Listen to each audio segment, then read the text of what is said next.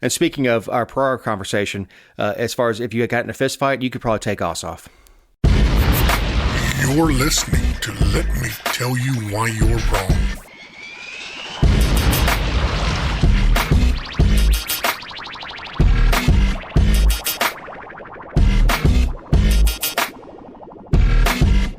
Welcome to episode 171 of the Let Me Tell You Why You're Wrong podcast. I'm Dave Roberts. With me is my podcast partner, Crime. I've already screwed up. Well, We're 10 seconds in. Writer, journalist, philanthropist, Jessica Szilagyi. I'm not the philanthropist. Stanley is the philanthropist. And now you're like totally, coming in on my closing thought. Well, it was You're a preview. It was foreshadowing. Oh, well. Everybody just is going to be holding their breath through the whole 55 minutes. I hope not. We can't have any of our listeners die on us. How was your week? It was fine. How was your week? Very busy. Really busy. Atlanta was hot last week. I know over the weekend. Of course, I'm speaking in the past when it's actually the future. The weekend's supposed to be a lot cooler, so maybe it'll be nice for Memorial Day. I did see Wonder Woman 1984. Mm-hmm. It was a giant piece of crap. Really? Oh, yeah. And look, I would watch Gal Gadot read the phone book. But it was a hot mess of a mixture of girl power and wokeness, insulting insulting Reagan a little bit, which I don't mind making fun of Reagan. Reagan didn't mind being made fun of. Plot was really hard to follow. It just was just out there, man. And I love period films. I loved The Americans when it was on FX. That was based in the 80s. I enjoy that stuff. I enjoy period. It was other than seeing Gal Gadot run around with her legs, that was really the only highlight of it. Plus, I don't like Kristen Wiig. I don't care much for her performances, but it just was a giant piece of crap. And Connie's a huge Wonder Woman fan, and even she was like, what? Well, if anyone's not a fan of girl power, it's me. So I don't think I would enjoy it either. But you are the world's worst feminist. Yeah. I think that is a compliment, though.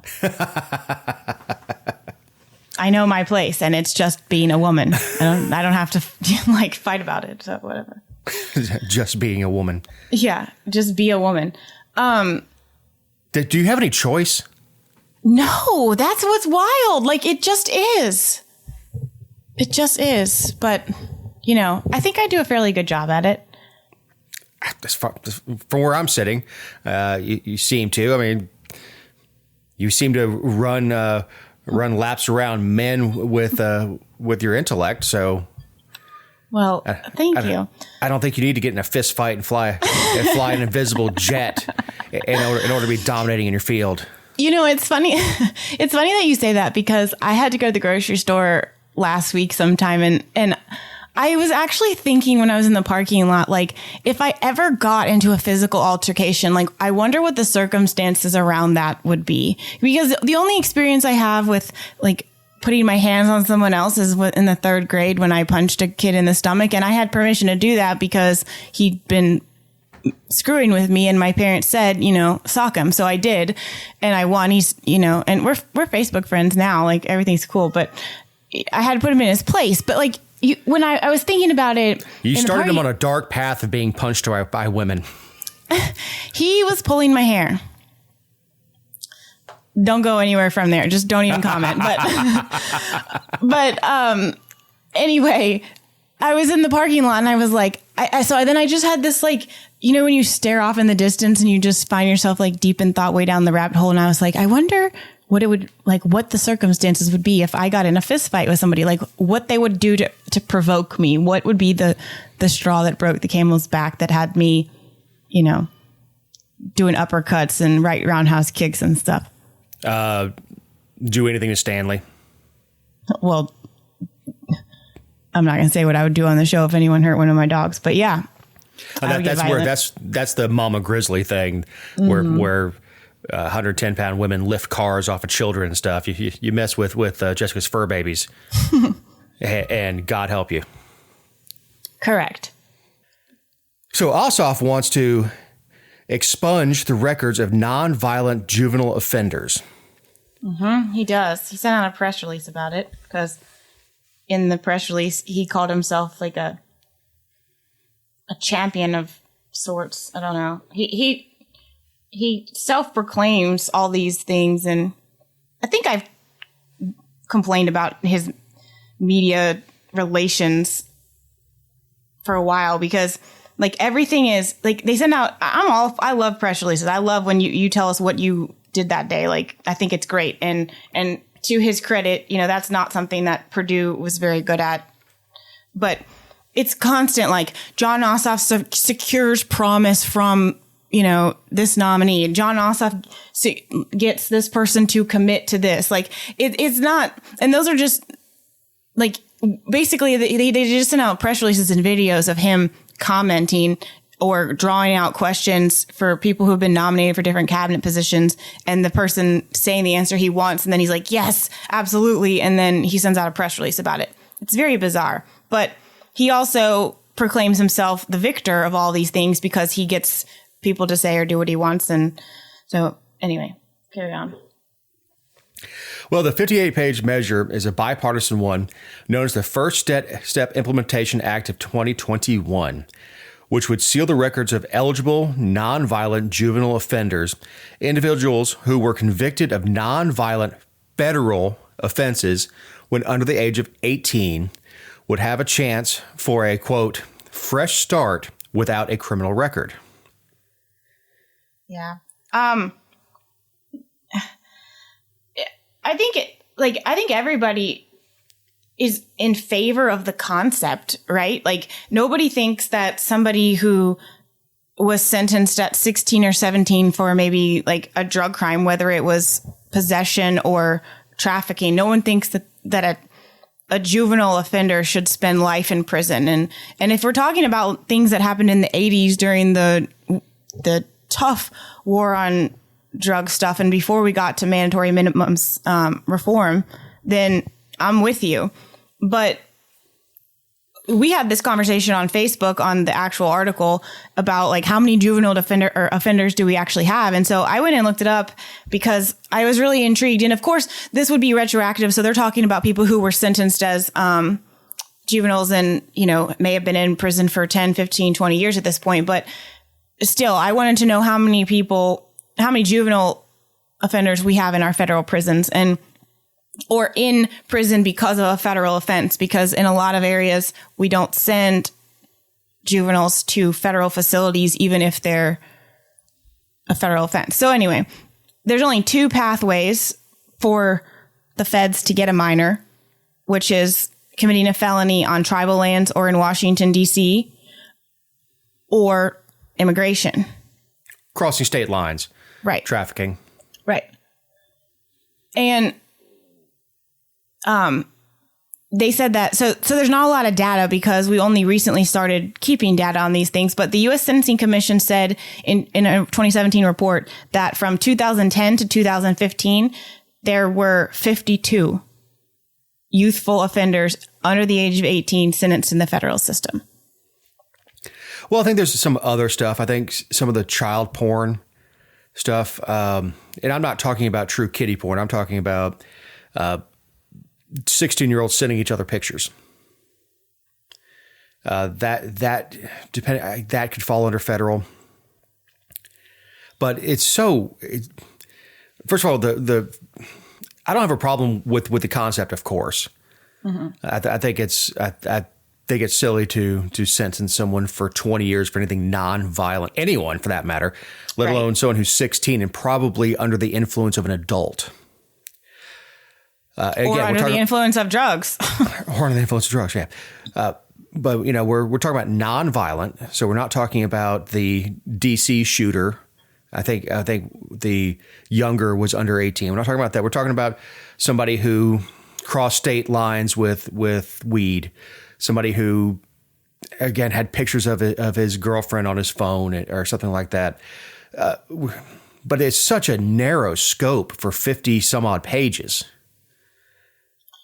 Well, I would think this legislation could be done in one page. Yeah, and it does it. So it also allows them to, if a juvenile that was sentenced has been incarcerated for more than 20 years, it allows them to reduce the sentence or alter it. And then going forward, it would allow them to sentence below the mandatory minimum for nonviolent controlled substance. Because, they do it based on a point system when you commit a federal offense. And then you get points for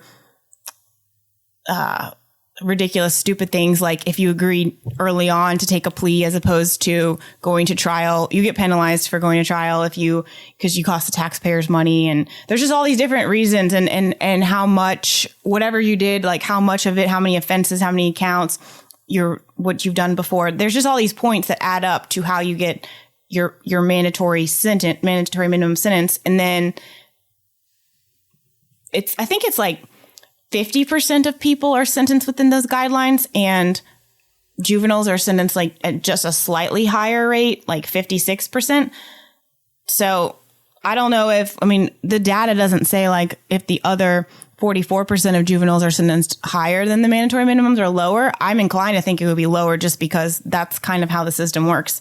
But, well, you kind of glazed over it as not part of the story, but the idea that you get punished for exercising your rights. In no other facet do we see that. You have a right to face your accuser. You have a right to trial in front of your peers. These are your rights. You don't, when you go to trial and you exercise your Fifth Amendment right to remain silent, they're not allowed to penalize you for that. They're not allowed to count that as admission. They're not allowed to consider that at all. Well, we could do a whole show on the absolutely. egregiousness of the federal court system for everybody. I mean, I can't. The only thing worse than being charged with a crime, whether you committed the offense or not, would be being charged with a crime in federal court. Right.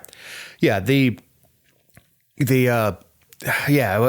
get back on that story, because if we get off on that hog trail, we'll fill an hour up easy. We could do a series of shows on the federal court system. There was a 2016 article. Obama takes bold action, but for a population fewer than 30. Yeah, so he ran into the same thing where it was like the right idea when they got rid of using solitary for long term. Other than just a temporary behavior correction, they prohibited the use of solitary confinement for juveniles in federal custody. And again, that's a great thing. But in 2016, there were 30 juveniles in federal custody. So it's kind of the same thing where, again, I understand that the bill is retroactive and it's not just going to talk about people who are at like 16 and 17 in institutions right now. They're talking about people who were sentenced. And I don't have a problem. If someone has served 20 years for a drug offense, let them out. I don't want to pay for them to live anymore. Like, let them out. But right. But I have, there's another part of, the expungement and the sealing of the records. I'm not sure if, I think that's kind of a blanket thing to go on. I don't. Well, and we know that the statistics are the youth are predominantly Native American males with extensive history of drug and or alcohol abuse. That's their culture. It's not just culture. There's biologically Native Americans have a hard time with alcohol for sure, and you're on a reservation with very limited opportunity, and you have these young males, and look, testosterone is a hell of a drug. So you mix hopelessness with teenage angst, and you get some people acting out. And anywhere else in the country, not on federal lands, they would go into the juvenile court system. A judge would address it. They would have a chance to either seek treatment, go into juvie, whatever. If they could straighten themselves out by 18, those records would be sealed. Specifically non-violent. So if you're 16 years old and you get popped with a pocket full of weed, they don't take you and throw you down in big boy prison. You go to the family court system. You're able to make restitution. You're able to go to treatment. You're able to continue your schoolwork and continue to graduate high school. And hopefully, once you've done the process, the records are sealed and you can go to college or go to trade school or go to work or whatever you're going to do and move on with your life and have the story that so many people I know have with, I was a real hellion in my youth. Mm-hmm. Hell, every youth minister I've ever met is half bragging when he talks about what brought him to the Lord. Well, it's interesting too, because in that sentencing report that I was talking about, or the Sentencing Commission report, it said that, so the report was about people under 25. Like I gave statistics about 17, 18-year-olds, but the report as a whole was talking about how 18% of the federal population is individuals 25 and younger, between 2010 and 2015. But it said that the youthful offenders, which is again, people under 25, they had a 67% recidivism rate, as opposed to 41% for the rest of the federal offenders. And you can't tell me that that's not because, like, in the malleable years, you put them in a cage. Oh yeah, look, you're not fully cooked even at 18. Especially if you're a guy. Oh yeah, hell yeah, no, we're Isn't it like 43? Huh. Well, I'm 44 and still haven't made it. But no, you really, I would say that I grew up a good bit thanks to Connie's guidance. I say guidance, beatings. But yeah, even at 26, when I was promoted ahead of my time when I was in banking, and I wasn't ready for that. I just wasn't mentally mature enough. I was married at 19 or 20 for the first time, and I wasn't ready for that responsibility. I still wanted to be a kid. Everybody my age was in college and going and having a good time, and there I was, and there was, that led to a little bit of resentment, and I wasn't fully cooked to appreciate what I had. The brain just wasn't there. It wasn't that I wasn't smart, which I probably wasn't, but yeah, you're not fully cooked. You're still, and even now, you get influenced based on hanging out with friends. Even your speech patterns change. If you hang out with Matt Lowe too much, you're going to start saying right. So, but you take the little skull full of mush at 16 years old, and then at 18 you turn them over and you put them in with real criminals, and that becomes normal to them. The stories that these criminals are telling them, that becomes normal, and that they're in a punishment system versus a treatment or a system that is going to push them towards being functioning adults. And look, if you're 16 years old and you kill somebody, screw you. You're going to sit in a cage for the rest of your life. But if you're 16 years old and you're on a reservation and you get popped with some drugs on you or something like that, it shouldn't mar the rest of your life. Well, like I said, there's two different issues here for me. One is that, again, this is a huge piece of legislation, which, again, it's going forward. I respect that, but you want reform for the people sentenced in the future, but maybe let's talk about the fact that, there is a place for these quote people anyway, because one of the demographics for, I guess it's 92% of offenses committed by people under 25 are nonviolent. So you're talking about 8%. But if you take the 92%, 28% of that, 28.6% is immigration. So you're talking about, and then you look at the recidivism rates. Well, I mean, if someone serves time for an immigration offense and then you deport them and then they come back, that's recidivism. I'm not sure that, while I don't agree with, I agree that it is a crime. I'm not sure that we should be classifying that as. And why are you putting kids in immigration? Like, why are you charging them with immigration offenses anyway? I don't understand. Overwhelmingly, the children that commit those offenses are not doing it on their own. This is a parent bringing him with them, or a parent taking him to a coyote and saying, "Hey, get my child into the United States." And look, I get why they want to come here, and immigration again is another hog show we can get off on and do a series on.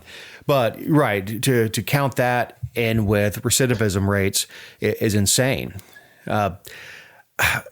Here's the thing: this could be a one-page bill, like I said before, and Biden could cure everybody that has been convicted with a stroke of the pen. Mm-hmm. That would make everybody mad, though. Who cares? He doesn't know. I mean, Dr. Jill's right behind him going, Joe. But he could do it very simply and have a one-page bill going forward. But I haven't read the entire 58 pages. It's summertime. I'm an air conditioning man, and 58 pages of legislation at the federal level is boring. Well, and I guess the biggest thing is I'm just a little bit disappointed because the First Step Act, which I think passed in 2018, Trump signed it, and it had the backing of Americans for Prosperity, Freedom Works, like FAM, a bunch of bipartisan organizations or nonpartisan organizations from across all the spectrum, but it was so monumental and did so much. And I know there's a long way to go, but I just feel like this is such a drop in the bucket. Like, oh, we're gonna come back, we're gonna circle back around with the First Step Act, and have this conversation about justice reform, but it's really going to probably impact such a small number of people that it doesn't resonate with folks. Like the First Step Act from 2018, that people got it. They were like, yes, this makes sense to me. And I know you don't like Ossoff. I know you don't like him, and I don't think he's that great either. But he is at least having the conversation. Whereas Purdue, I mean, that guy had to be like, he was lobbied hard to get on board with the last one, which did a lot more. Like at least we're having the conversations. Oh no! Look, a stop clock is right twice a day. Look, I'm not such an ideologue that I'm going to say just because he has a D after his name, is not a good idea. It is a good idea. And speaking of our prior conversation, as far as if you got in a fist fight, you could probably take Ossoff. I agree. So, judge says Georgia's pro-Israel law violates the First Amendment. I'm a terrible reporter because this case started at Georgia Southern like 3 years ago, which I was down here and I didn't know about it. But okay, so to back up, in 2016, the state of Georgia, in all their glory, passed a law, and Nathan Deal signed it into effect to basically bar contractors who do business with the state of Georgia from boycotting or encouraging the boycott of Israel. And so they would have any contractor, this is what blew my mind. So any contractor, like for road department from the DOT to a substitute teacher, had to sign an oath in their contract saying that they would agree not to encourage the boycott or actually boycott the country of Israel. And for some reason, the legislature thought that this was extremely important. We have 26 other states that did it. But what happened at Georgia Southern is this documentary filmmaker chick was going to speak to the student population. She was going to be paid. It only applies if you're going to be paid over $1,000. But I don't really know who was paying her or for what. But anyway, she was going to speak and she refused to sign it. She wasn't planning on lobbying against Israel during her speech or anything, but she just was against them limiting her speech because she wanted to be contracted with the state. So she refused. They canceled her speaking engagement and she sued. And this week, the judge said, yeah, you can't do that. The state can't mandate that she refuse to do business that, are boycotting the country of Israel. And it's it's crazy. Why? I'm a huge supporter of Israel. I don't need the government to ask me to sign a loyalty pledge to Israel. And I'd be insulted if they did. But yeah, I don't know who in the legislature pushed this through. Ralston was speaker. You want me to tell you? He's a damn lawyer. He knows better. Oh, please. Come on. He doesn't look at the law. Well, that's just true. I mean, his favorite people are those who break the law and sign his retainer. Yeah. Of course, I'm not going to let the people down. I put the votes on the Georgia Virtue in the article I wrote about it because I wanted people to see who voted for it. I mean, there were only 4 no votes in the Senate because, or 6 no votes in the Senate, of course. But it was Senate Bill 327, Judson Hill and his hair, Josh McCoon, Mike Crane, Bruce Thompson, and William Ligon. Luckily, and Hunter Hill. So Judson Hill, Hunter Hill, Mike Crane, and William Ligon are all gone. The only 2 fools of this that we have to...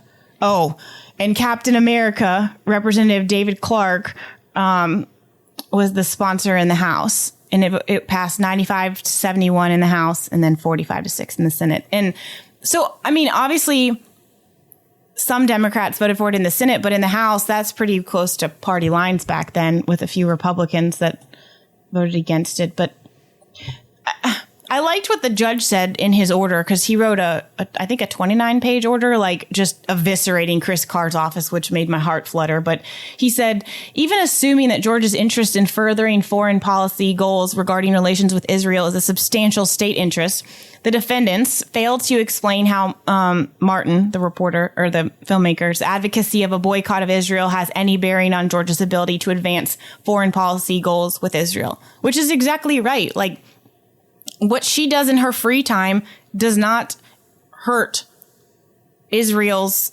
relationship with Georgia.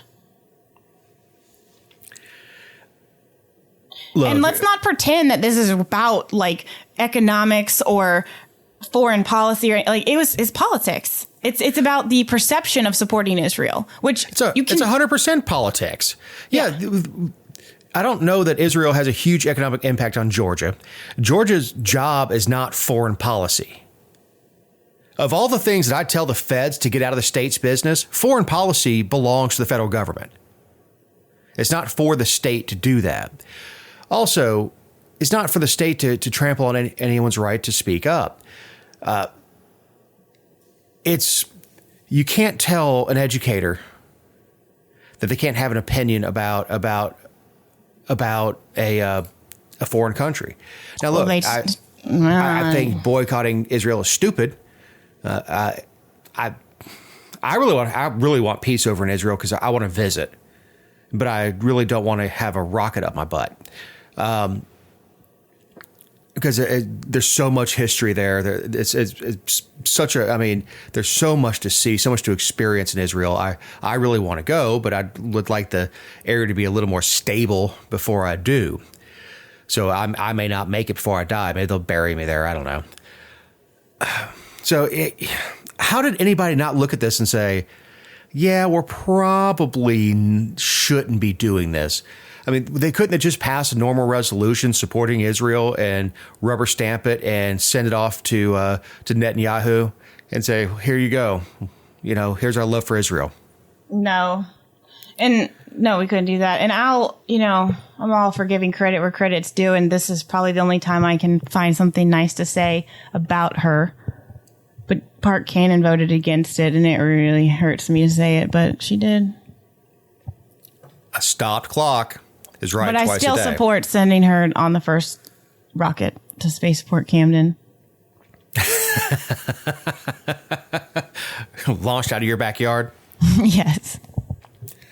You need to get a picture of Stanley in a space helmet or something like that with a little bottle rocket next to him. Say, hey, it's a spaceport, Szilagyi.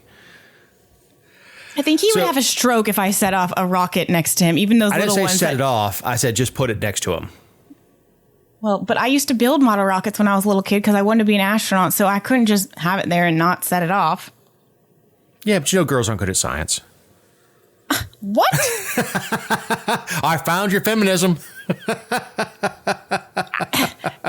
don't even understand what that means. We keep seeing all these commercials for STEM and stuff that girls are lagging behind in math and sciences and all that stuff. Well, I do suck at math. I mean, gosh. I really am bad at math. Speaking of the First Amendment, it got a little wild at the Gaetz-Greene rally last week. Yeah, he's an idiot. Did you see what he said? Yes. So he was, okay. Well, you tee it up. I'll wait. I was like, oh, God, he's such an idiot. He's an idiot for so many reasons, but this was really stupid. You want to read the Marjorie Greene part, and I'll read Matt? Why? Because I'm a woman? Yes, exactly why. Okay, sure. And you're crazy. Well, I can't sound like her, and I have better hair than her, but she said in this interview talking about, they're doing these multiple appearances together. And she said, Matt and I have teamed up because we refuse to allow Liz Cheney and Adam Kinzinger or any Trump-hating Republican. We won't allow the GOP to turn into their party. So we're taking charge. We're bringing it to the people. That's why they're going on tour together. And because she's backing him in against the DOJ investigation into him or something. I don't know. But so they were in a rally on Thursday night. Yeah, up in Dalton. Mm-hmm. Yeah. Talking about big tech, of course. Yeah, and let me give you... This is going to be hard to... I'm going to read it as he said it. And I played this clip 5 times trying to understand his train of reason here, but we have a Second Amendment in this country, and I think we have an obligation to use it. And this is when he's talking about big tech censorship. So he's talking about... He said Silicon Valley won't cancel conservatives. And then he goes into the Second Amendment. Okay, Gaetz, or Gates, or however you pronounce your name, because it's spelled wrong. What are you proposing? Are we grabbing ARs and go in our pickup trucks and go cross country to Silicon Valley and go charge the gates of Facebook? I mean, what the hell are you talking about? I don't know, but I mean, if the answer to canceling conservatives is to rise up with arms, and you won't find someone more pro Second Amendment for me. I think if people want to own a tank and 100 guns, and I mean, whatever, the limit does not exist. But I don't understand what he's doing here. And if what Trump said in January was insurrection, what the hell is this? Is it because it's not the government that it's okay to say this? It's just a bad message. I left the GOP a long time ago, but this is not a message I can support. Well, but it doesn't make any sense. I guess in his head somewhere there was a connection between Facebook putting me in Facebook jail for 7 days and my right to keep and bear arms. Those are two. I mean, I have no idea what his train of consciousness is. And I think Cumby, our editor, had one of the best comments on Facebook was, I wonder if something, if I don't have the exact quote in front of me, but something to the effect of, does he understand that we have the right to bear arms to oppose people like him, is to rise up against the government, not against private entities? Sure. It's the First Amendment. I mean, the Second protects the First, but we have the First. It is the First for a reason. It is the, and we're not, I mean, he is the government at the end of the day. Sure, he's talking about the conservatives being canceled and everything, but he is the institution. He's a congressman. Absolutely, but he wants to, I don't know what the hell he thinks he's doing. I don't know if he thinks he's going to run in 24. I don't know if he wants to hop on somebody's vice presidential ticket. I don't know. He obviously has an overinflated opinion of himself because he wouldn't make it past, he wouldn't make it to the first debate. He wouldn't have the numbers. You're talking about saying, you're not sure like what he was thinking or it doesn't make sense to you. I think it's truly a result of having, some high points that you hit when you have just rhetoric and, fundraising taglines. And I'm a gun guy. But this is not a principled position. I don't care what you believe or, how you feel about because I'm against cancel culture and I'm for the Second Amendment. But you don't just put all these things in a sentence and then wait for the crowd to cheer. No, it's like they put a bunch of random phrases into a computer and then have the computer randomly spit them out. They don't make any sense. I don't know where the hell Gaetz is going on this. I don't know if he's trying to deflect from his legal issues or the stories that came out about him when he was in the Florida house. I have no idea what the hell he's doing, and I don't know why Margie Greene is attaching herself to him, other than they're two lunatics out there that are on the outs with everybody, and they whip up the crowd. It's almost a South Park-esque, they took our jobs sort of thing, making fun of the group think and blaming other people for everything. I don't know where he's going with this. And look, I sit here every week not making sense. That dude's nuts. I loved the headline from the Daily Beast, though. It said the Gaetz-Greene traveling freak show is the future of the GOP. And it was an opinion piece. So, at least the bias was announced. But they're not scoring any points. And I have said, I was talking to my mom about it last week, too. We were talking about Marjorie and some of her comments. And I think she's a worse messenger than Trump. I mean, people may dislike her for different reasons and despise him for other reasons because he has 4 years of comments and things that people can point to that they hate. But in terms of like advancing the cause, or I think she's way worse. And sure she is. She jumped districts. I don't even know what she believes. She wanted to be elected. And she believes in Trump. That's obvious. Trump hating Republicans. We won't allow them to take over our party. Who cares? But I'm talking about, I don't know what she actually believes, what values she actually has. And I've said many times, I've met Margie Greene. She's very nice in person. And I've heard the same thing about Trump. She doesn't. The only thing I like about her is when I asked her where her butt is. Everybody says I'm pro Second Amendment, but. Where's your butt? People say, I'm pro Second Amendment, but you don't need an AR-15. I'm pro Second Amendment, but you don't need a tank. And she's like, I don't have one. It should be absolute. Well, that's a great answer. So, okay, well, yeah, I like her answer on that. And then after I met her at this thing early on in the primary, I guess she just grabbed the Trump playbook and said, let me start putting crazy crap out. But what is she doing to advance those causes? Because the resolutions I've seen her put out and the legislation that she's carrying is, to remove Nancy Pelosi from office, to impeach Biden. Like, I understand that she's appealing to her base, but what policies did she campaign on that she's now working to advance, even if they don't go anywhere because she's not on any committees and they don't like her? Draft the legislation and have the conversation. Well, honestly, she's such a lightning rod. I'd rather her name not be on legislation. Drafted, hand it to somebody else to drop. Which happens around the Georgia House a good bit, because if you're on the outs with the speaker, you can't tie your name to anything. You got to hand it to somebody else to drop. So the speaker doesn't see your name on it. She could still draft it and have some stupid name on it like she does, and have her conversation on the side. But I'm just saying, like, what she's doing is distracting her entire base that our priorities are impeaching Biden and taking out Nancy Pelosi and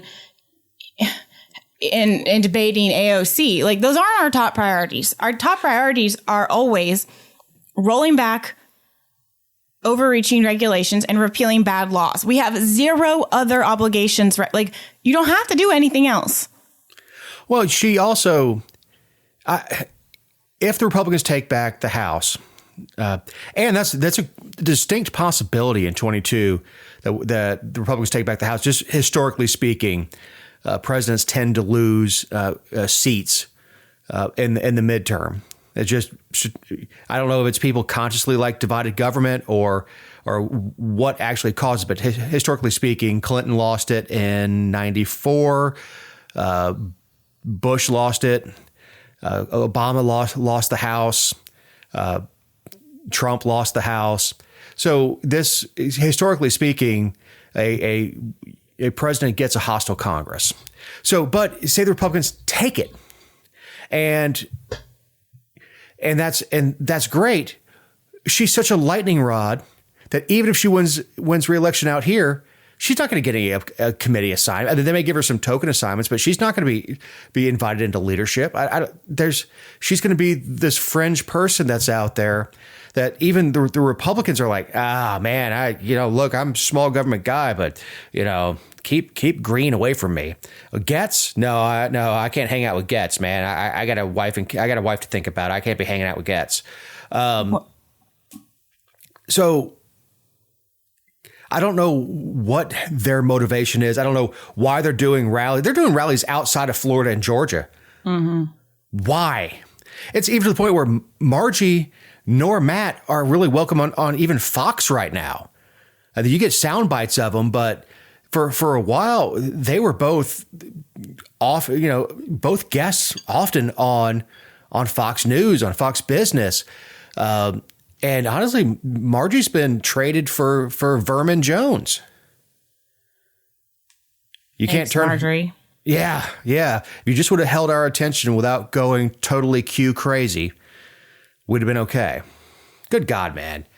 So we have $4 billion in payments to, quote, erase debt of socially disadvantaged farmers to be issued next month. Socially disadvantaged farmers, Jessica. Aren't all farmers sort of disadvantaged? Yeah, because of the government. Yeah. Farming is such I'm against subsidies and everything, and I'm for corporations, for individuals, for farmers. But until you can't take away subsidies from farmers until you get the government out of farming. It's the only industry in the world where government controls the input and the output. They control the price of the goods. That, like, in what other? It makes me sick. Like, they are. Anyway, that's another conversation as well. This is part of the American Rescue Plan Act. So there was a line item in there. They didn't put any specific dollar amount, which is kind of weird, but they just directed the U.S. Department of Agriculture to address racial discrimination in minorities and to eliminate all farm debt held by, like you said, socially disadvantaged minority farmers. And then, obviously, when did that pass? Like 2 months ago, I guess, maybe. But the USDA has come back and said, we totaled up all the debt that is owed to us and to private entities by minority farmers, and that's about $3.9 billion with a B dollars. And the legislation and the USDA defined a socially disadvantaged person as a farmer or rancher who is a member of a socially disadvantaged group, which is further defined as a group whose members have been subjected to racial or ethnic prejudice because of their identity as members of a group without regard to their individual qualities. Excuse me, by creating a socially disadvantaged group and calling them minorities right now, you're making a socially disadvantaged group of white people because you're not forgiving their debt. Yeah, you how do you compete as a small farmer? How do you compete? Well, small farmers don't compete anymore. They're dying. Well, I'm talking about with government interference. Or any level. How do you compete? How could I compete as an air conditioning company if the company down the road has the government forgiving all their debt for all the material they bought, all the trucks, all the real estate they bought to run their company, and I have to go out and spend my money or take a loan for me? How do I compete with them? So farm's a business. How do you compete with the farm down the road who can now sell his cabbage at 50% of what you can because his debt just got erased? Well, and I wrote an article about this and I did some research because I mean, I wasn't paying attention to agriculture in 1997 and 98 and this has been an ongoing thing with minority farmers, and it was a real thing, back in the, for as long as we can, for a very long time, there were farmers who were denied access to loans and grants and federal programs by the USDA for reasons that were based on race. And I mean, that is a thing. And they sued over it. And not only did they offer reforms and create new programs specifically for the people that had been disadvantaged, they offered a pathway for settlements. And this is actually it's called Pigford v. Glickman. And there were a bunch of Georgia farmers in it, but it was actually the largest civil rights settlement ever, to date, even still. And I think it was settled in the early 2000s, and they came back in 2008 and reappropriated more funds in the Farm Bill. And then the Obama administration allocated additional money. So, I mean, hundreds of millions of dollars were already allocated years ago. I think $100 million was in the Farm Bill. But anyway, they gave people two options. They said you can either, take this $50,000 settlement, and then you can have access to all these loan programs. And then they said they didn't have any tax liability for it.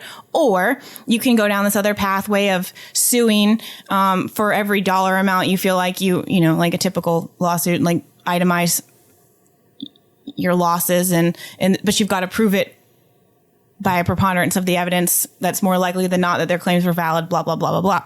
So, and then a third party would have come in and ruled on it. Well, everybody was like, the $50,000 plus the loans is great. So they took the $50,000 and they got access to all these loans. So now all these farmers that got a cash payment and then took out government loans are having those loans forgiven by the same government they wanted to loan them the money. In what universe is that okay? It's not a loan. If you don't pay it back, it's not a loan. Well, it was supposed to be a loan. Right. It was supposed to be a loan. Hey, look, we're talking about, and I'm going based on my memory of reading an article on the Georgia Virtue, that we're talking about the case that covered from something like 1978 to 1990. And of course, they went into the court systems. But we're talking about, if they were discriminated against between that period, I think it was 81 to 96, they were eligible. Some 14,000 farmers got approval to get 40 some odd years ago. And look, the restitution was made. It was. It took a while, but it was made. It did. The courts moved slowly. Restitution was made. So going forward, especially with special programs aimed at righting the wrongs with sweetheart loans and all that stuff, what disadvantage have you had since then? Because let me tell you something. When I go to Publix or I go to the farmer's market or anything else, I don't know the ethnic background of the person that owns the farm that grows the celery. I have no idea. So on the market side, no one cares. Now that restitution's been made, now compete in the market. That's it. Go compete in the market. And look, if you really want to help farmers, you do away with inheritance taxes, you do away with capital gains taxes, property taxes. And if you really want to help farmers, that's the way you do it. You don't do it by doing handouts. You do it by getting government the out of the way. Well, it's just so frustrating because it's like asked and answered, I mean, does the government create winners and losers every single day of the week? But this does absolutely nothing to stop that. And the best way to stop the government from discriminating is to take away the government's ability to loan people money. Right. Absolutely. The government has no place lending money anyway. But well, no, they don't have any, because they don't even ever hold people accountable. Now we're going to roll back $4 billion. And I mean, I haven't read the American Rescue Plan Act, so because it's long and boring. Yeah, but I'm concerned about how it's going to work with the private entities. Are we as the taxpayers paying off these private entities, or are these private entities? I mean, surely they can't just say y'all are screwed. Sorry. Because it had to be a secured loan in some sense. Is it backed by the federal government? Are we on the hook for that? And what's the percentage? Well, what's the percentage of the $4 billion that's owed to the private entities? That's what I want to know. Yeah, and that's not disclosed, and probably nobody knows. But yeah, well, plus these private entities, when everybody hates banks, most people own bank stocks in their 401ks, their IRAs, their SEPs, as part of a good mixed portfolio. These banks made loans in good faith and agreed to get paid back with interest. And the government's going to come through here and just wipe it off and give them the principal back. This is a solution looking for a problem. And all it's going to do is kill competition in the market. And it's a pandering move. It's so people can go back to their districts and say, look what I'm doing for you. Two things that are kind of, pretty important that I wanted to mention too for people who are like, I'm not on the fence. Okay, first of all, they're direct payments to the farmers, 15,000 farmers. They're not going to, pay the lender. And then also the bill authorized up to 120% of the outstanding balance. Excuse me, why? If I owe $20,000 on my car and the federal government's going to come in and relieve that for me, there's no reason. Again, I'm not good with math, but whatever 120% of 20 is. 24,000. Thank you. That's just another $4,000 in my pocket for what reason? Because you're disadvantaged. Because votes. Because these elected officials think that these people are too stupid to vote for their policies if they're not giving them something. And that's the reality is that they're too smart. Like people, if you weren't handing them something, they might actually realize that your policies suck. Right. Yeah. Buying votes has become commonplace. Now, look, if I wanted to run for office and I walked down the line of people waiting to vote and started handing out $100 bills, they'd throw my butt in jail. But once you're elected and you hand out taxpayers $100 bills, that's okay. That's encouraged. That's helping people. Good God, man. It is disgusting that politicians have figured out that they can use our money, just smack the mic again, our money to buy votes to retain their power. It's disgusting. It's absolutely disgusting. And I wouldn't smack the mic if I didn't talk with my hands as if anybody can actually see me. Yeah. Besides the if CIA. If you hadn't kicked the cat out. Yeah, I had to kick the cat out. You'd hear her purring behind me or something. Agreeing, right. Yeah, agreeing with me. Yeah, whatever, just pet me. So yeah, if anybody heard the meowing at the intro, the cat was outside my door wanting in and wanting to crawl in my lap. Mm-hmm. So I punished her for it, naturally. I ran her off because listening to me is bad enough without having to listen to her mouth constantly running. But just this was a really good article, and this is exactly why people should follow the Georgia Virtue. Great plug, Dave. As you know, we don't see this in our normal discourse of watching news. If you turn on your local news and turn on Fox News, CNN, PMSNBC, whatever, you're not going to get the insight of what's actually happening up there. Because people wonder, what do they do up there all day? This is what they do. This is what they do. So, well, and this just speaks to the fact that, like, it's really hard for me to believe that this American rescue, I mean, you know, they say we have an emergency and we need emergency legislation and there's an urgent need. And then they somehow end up with legislation that is years and years old that they've been trying to pass for forever. It's just in there because that's an emergency. Well, that's what happened with Obamacare. Understand, Obamacare came out so fast. It was such a big package. That's been sitting in the desk since 1994 when Hillary tried to push through Hillary Care in the 90s. It never went anywhere. It went into a desk in an office deep in the halls of Congress, and they waited. And then Bush was elected, so they waited. And then they got it. They got a friendly Congress, a friendly person in the White House. And they said, now's the time. And they dropped that thing and pushed it through. This is what they do. They wait until they draw the stuff up and just sits there. And they wait for their opportunity. And when the numbers are in their favor, they drop it. All right, let's push it through right now before anybody notices and before anybody changes their minds. Let's push this through. And if you call back, Gaetz and Greene really were principled about small government. This is what they'd be talking about, not Facebook, not Twitter, and not about grabbing our rifles and going to Silicon Valley. He'd be talking about government spending, government overreach. This is what they'd be talking about if they were really concerned with pushing the conservative small government message. They'd be talking about legislation like this. So maybe I did find Gaetz and Greene's email addresses. I'm going to go ahead and sign them up for the newsletter, the Georgia Virtue, because this is the stuff that they need to be reading.